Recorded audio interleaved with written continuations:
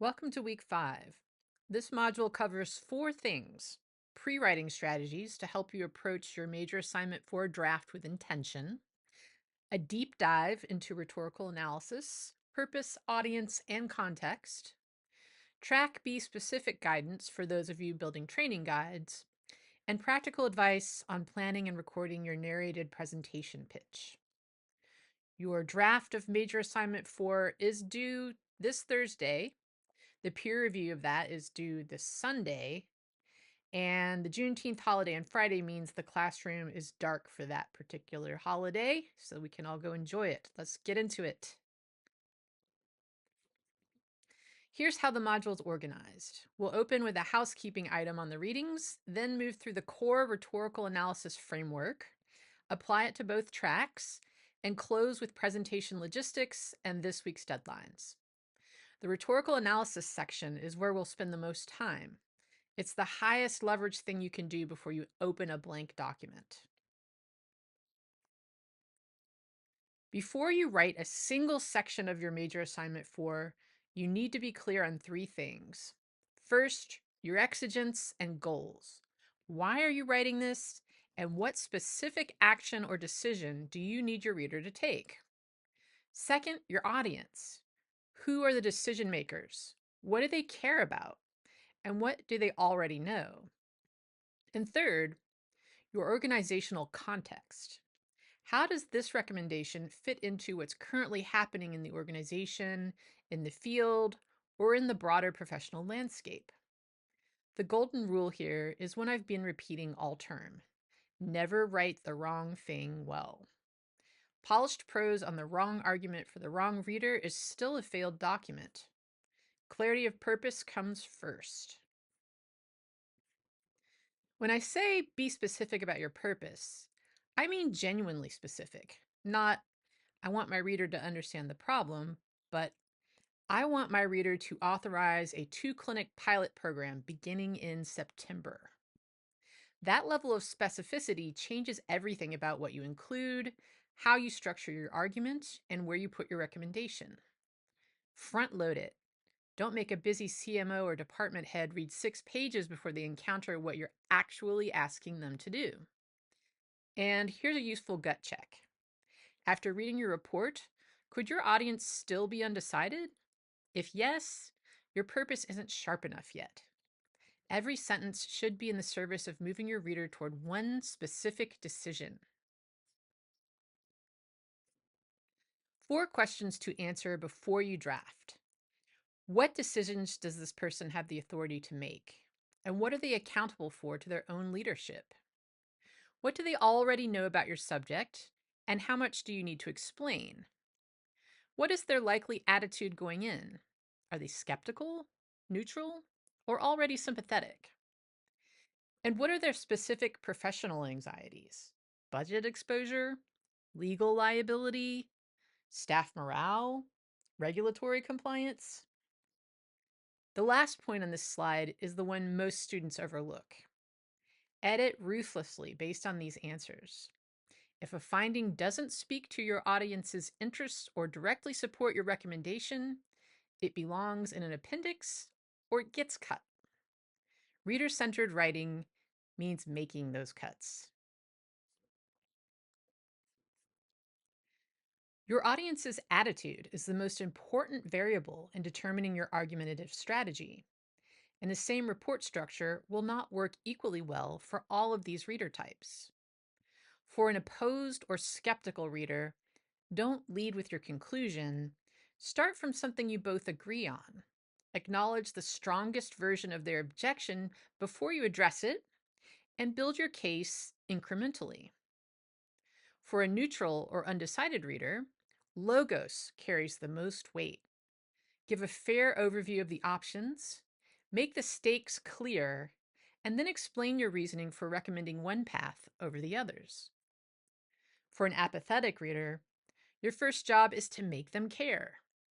Connect the issue to something they already care about: cost, risk, reputation, staff, and make the cost of inaction concrete rather than abstract. A long report loses an apathetic reader fast. so keep it tight. Here's a scenario that illustrates why context matters. An HR analyst is writing a report recommending AI assisted resume screening.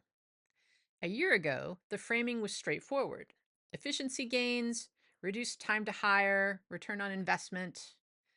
That argument landed well, but the context has shifted. High profile lawsuits have emerged alleging that AI screening tools discriminate against women and candidates of color, and two major firms have paused their AI hiring tools under regulatory scrutiny.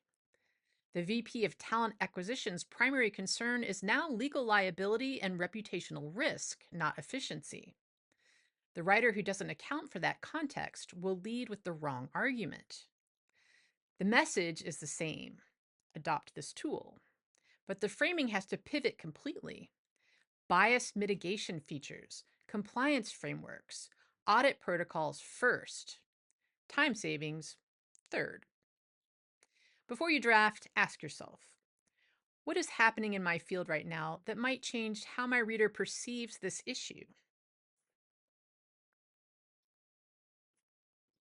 Building credibility: logos, ethos, and pathos. These three classical appeals are not abstract concepts, they are specific features of your major assignment 4 document. Logos is your backbone, the evaluative matrix, the data tables, the cited sources. Without it, you have an opinion, not an argument. Ethos is built sentence by sentence through the precision of your language, the care of your citations, and your willingness to acknowledge what the evidence does and does not show. A single overstatement can undermine pages of solid analysis. And pathos is about making your data feel real, not manipulating your reader, but ensuring they feel the weight of the problem. Patients who cannot understand their discharge instructions are readmitted at 2.3 times the rate of patients who can, is more resonant than readmission rates are elevated among low literacy populations. Both are true. One makes the reader feel the stakes. Build on logos, establish ethos throughout, and use pathos to make the numbers human.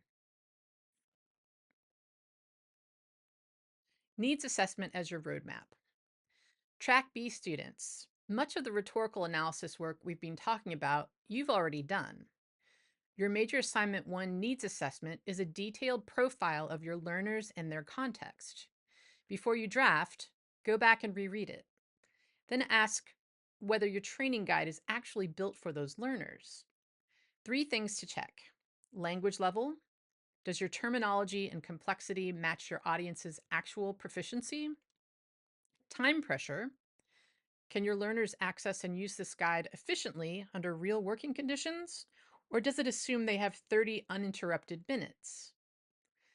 Physical environment. Are there noise, connectivity, or workspace constraints that affect how they will actually encounter this material? And across all 3, prioritize scannability. Headers, bulleted lists, numbered procedures, concise, actionable prose. A guide that reads like an academic paper is a guide that won't get used. Major assignment 4, narrated presentation. A few key numbers before we talk about how to build this. Your presentation is due Thursday, June 25th at 11:59 p.m. on Canvas, exported as an MP4 file.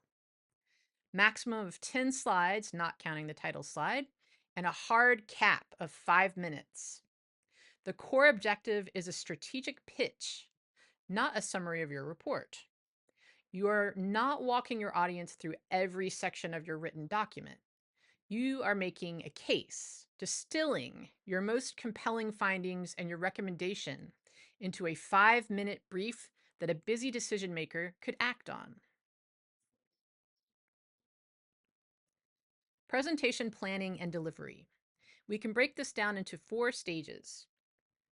The first is prep. Start with an outline in Word or Google Docs using heading styles so you can import it directly into PowerPoint as a slide structure. Write a script for each slide and paste it into the Notes panel. That's what you'll read from in presenter view when you record. For the design, keep it minimal. Consistent theme, bold headers, very little text per slide. Your audience has to listen and read at the same time. Slides should anchor your spoken points, not reproduce them.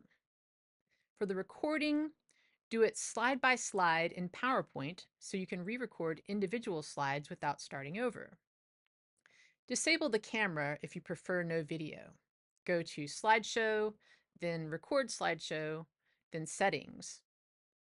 For the delivery, speak conversationally, not in a monotone. Vary your pace, slow down for emphasis, and check your total runtime before you export. If you're over 5 minutes, cut the scripts and re-record. Effective versus ineffective presentations. The do column comes down to 3 things. Open with the problem, so your audience is anchored in the stakes from the first 30 seconds. Give specific and actionable recommendations, not this would benefit the organization, but rather authorize the pilot, allocate $50,000, designate a project lead, etc. And respect your audience's time by committing to the 5-minute limit and not going over. The don't column is equally important. Reading your slides verbatim is the single fastest way to lose your audience. They will read ahead of you and tune out. Vague closing statements waste the most important moment of the presentation. And non-essential content, findings that don't directly support your recommendation, background detail your audience already knows, those should all be cut without mercy. The 3 hardest things about a presentation are staying under time, being compelling, and avoiding information overload. They're all solved by the same thing, knowing exactly what you want your audience to understand and do when it's over. Deadlines and holiday schedule. We have several major deadlines coming up. The major assignment for draft is due Thursday, June 18th. So that will be a full working draft that you'll submit for peer review.